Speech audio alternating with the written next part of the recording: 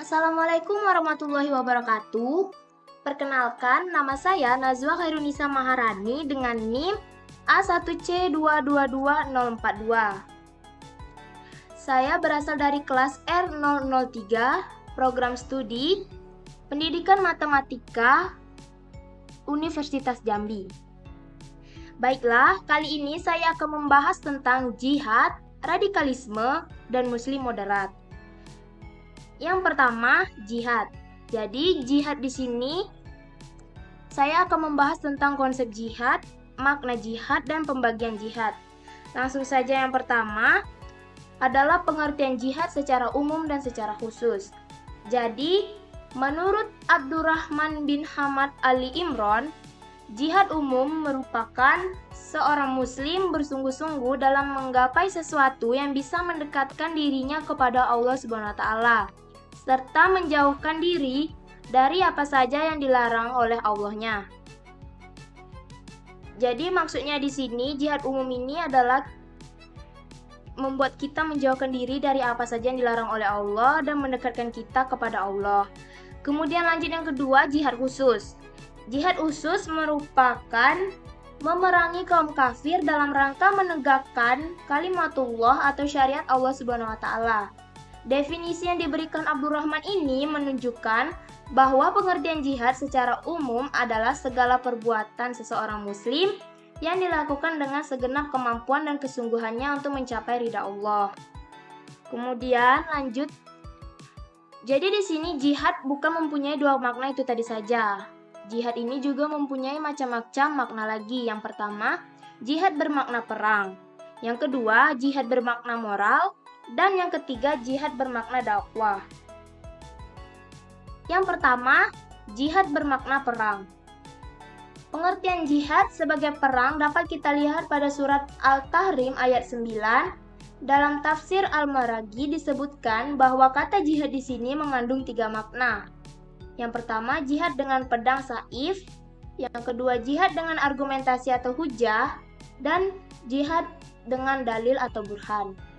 Terkait dengan kata jihad dalam ayat ini, Muhammad Quraisy Shihab dalam tafsir Al-Misbah mengatakan bahwa orang kafir dan munafik diperangi karena mereka sering mengotori lingkungan dengan ide dan perbuatan-perbuatan mereka.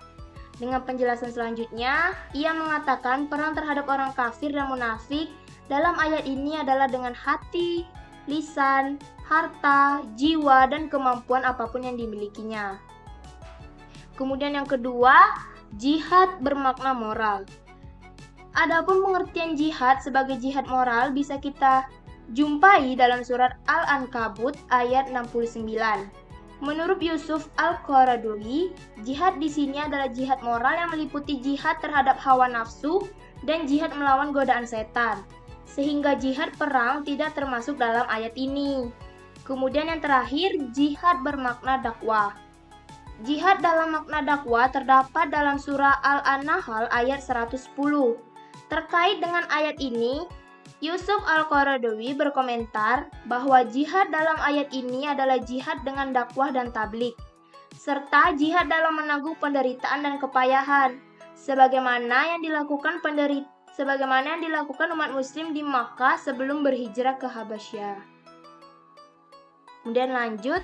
Di sini ada macam-macam jihad. Yang pertama, jihad al-nafs atau jihad untuk memperbaiki diri. Yang kedua, jihad al-syaitan atau jihad melawan setan. Yang ketiga, jihad al-kuffar wa al-munafikin, yaitu jihad melawan orang-orang kafir dan orang-orang munafik. Dan yang keempat, jihad al-babi al-zulmi wa al-bidah wa al-munkarat atau jihad melawan orang-orang zalim, ahli bidah, dan para pelaku kemungkaran. Yang pertama, jihad al-nafs atau jihad untuk memperbaiki diri. Jihad melawan nafsu terdiri dari 4 tingkatan. Yang pertama, memerangi hawa nafsu dengan cara mempelajari hidayah dan agama yang benar.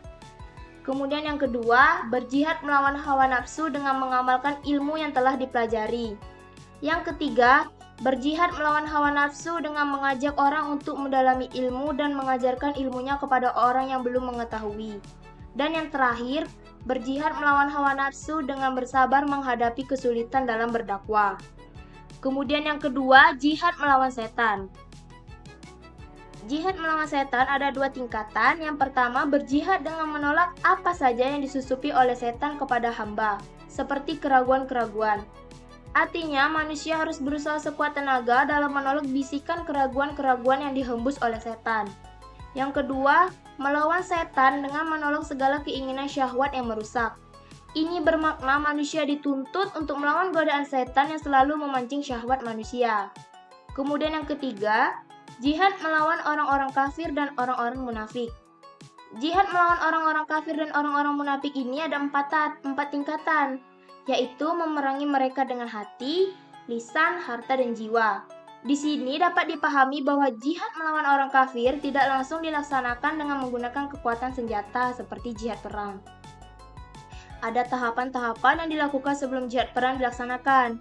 Apabila tahapan ini belum terpenuhi, maka jihad perang belum bisa dilakukan. Sebagai contoh, bisa dilihat pada perang sejarah Nabi ketika mengirim surat kepada raja-raja di sekitar Jazirah Arab sebagai seruan dakwah. Kemudian yang terakhir, jihad melawan orang-orang zalim, ahli bid'ah, dan para pelaku kemungkaran. Jihad melawan orang-orang zalim ini mempunyai 3 tingkatan. Pertama, dengan menggunakan tangan jika memungkinkan dan mampu. Artinya, kemungkaran jangan dibiarkan merajalela. Yang kedua adalah tidak mampu. Maka solusi terakhir adalah dengan hati. Merubah kemungkaran dengan hati adalah dengan membenci kemungkaran itu. Kemudian yang ketiga adalah dengan menggunakan lisan, maksudnya mencegah dengan menasihati pelaku kemungkaran. Kemudian yang selanjutnya adalah radikalisme. Di sini kita akan membahas tentang pengertian, faktor penyebab, dan cara mencegah radikalisme ini sendiri. Langsung saja yang pertama, pengertian radikalisme. Jadi sebelum kita mengetahui faktor dan cara mencegah radikalisme, kita harus tahu dulu apa itu radikalisme. Jadi secara etimologi, radikalisme ini berasal dari akar kata radix, yang artinya bertindak radikal dan dapat juga berarti sampai ke akar-akarnya. Berpikir secara radikal sama artinya dengan berpikir hingga ke akar-akarnya. Hal tersebutlah yang kemudian besar kemungkinan bakal menimbulkan sikap-sikap anti kemapanan. Kemudian lanjut, ada juga beberapa faktor yang menjadi penyebab munculnya radikalisme. Yang pertama, faktor politik. Yang kedua, faktor emosi keagamaan. Yang ketiga, faktor kultural. Dan yang terakhir, faktor ideologis anti-westernisme. Yang pertama, faktor politik. Faktor politik yaitu adanya pandangan yang salah atau salah kaprah mengenai suatu kelompok yang dianggap sebagai kelompok radikalisme. Secara historis, kita dapat melihat bahwa konflik-konflik yang ditimbulkan oleh kalangan radikal dengan seperangkat alat kekerasannya dalam menentang dan membenturkan diri dengan kelompok lain ternyata lebih berakar pada masalah sosial politik. Dalam hal ini, kaum radikalisme memandang fakta historis bahwa kelompok tersebut tidak diuntungkan oleh peradaban global, sehingga menimbulkan perlawanan terhadap kekuatan yang mendominasi.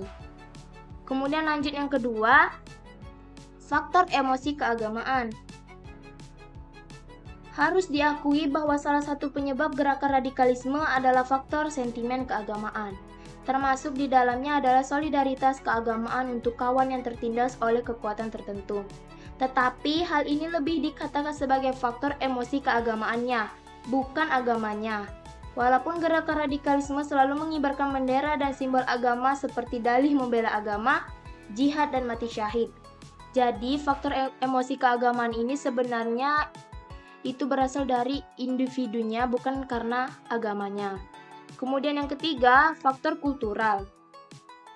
Faktor ini juga memiliki andil yang cukup besar yang melatar belakangi munculnya radikalisme. Hal ini wajar karena memang secara kultural sebagaimana diungkapkan Musa Asy'ari bahwa di dalam masyarakat selalu dikemukakan usaha untuk melepaskan diri dari jeratan jaring-jaring kebudayaan tertentu yang dianggap tidak sesuai. Sedangkan yang dimaksud faktor kultural di sini adalah sebagai antitesa atau pertentangan terhadap budaya sekularisme. Budaya barat merupakan sumber sekularisme yang dianggap sebagai musuh yang harus dihilangkan dari bumi.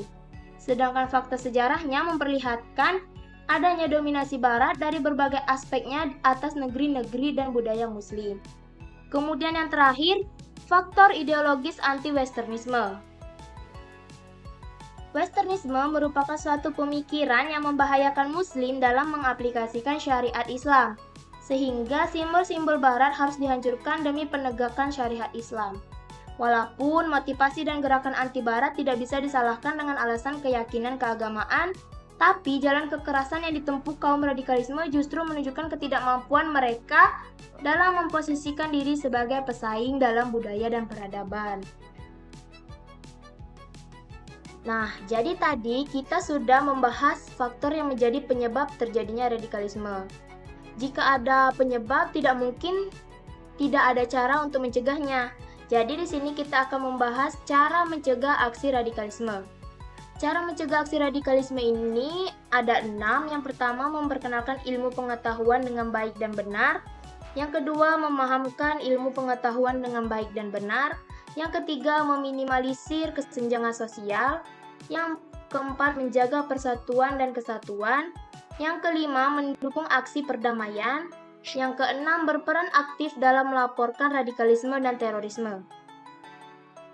Yang pertama itu memperkenalkan ilmu pengetahuan dengan baik dan benar.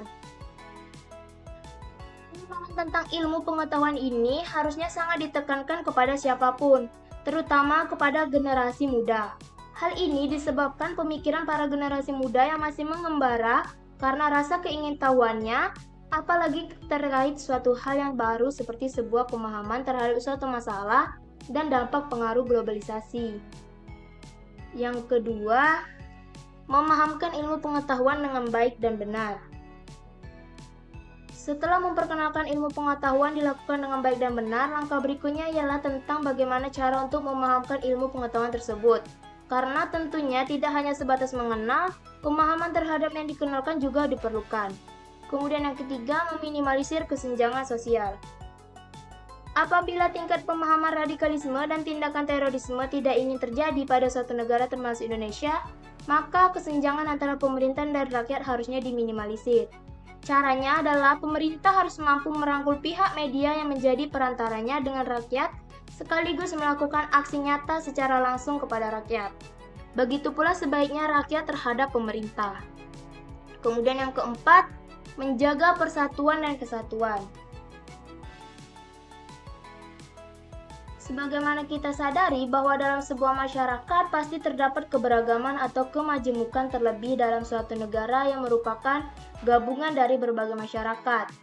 Oleh karena itu, menjaga persatuan dan kesatuan dengan adanya kemajemukan tersebut sangat perlu dilakukan dengan adanya mencegah masalah radikalisme dan terorisme. Salah satu yang bisa dilakukan dalam kasus Indonesia adalah memahami dan menjalankan nilai-nilai yang terkandung dalam Pancasila. Kemudian yang kelima, mendukung aksi perdamaian. Salah satu cara untuk mencegah agar hal tersebut atau pemahaman radikalisme dan tindakan terorisme tidak terjadi adalah dengan cara memberikan dukungan terhadap aksi perdamaian yang dilakukan, baik oleh pemerintah, organisasi, maupun perseorangan. Kemudian yang terakhir, berperan aktif dalam melaporkan radikalisme dan terorisme. Seperti melakukan diskusi tentang pemahaman baru yang muncul di masyarakat tersebut dengan pihak yang bersangkutan.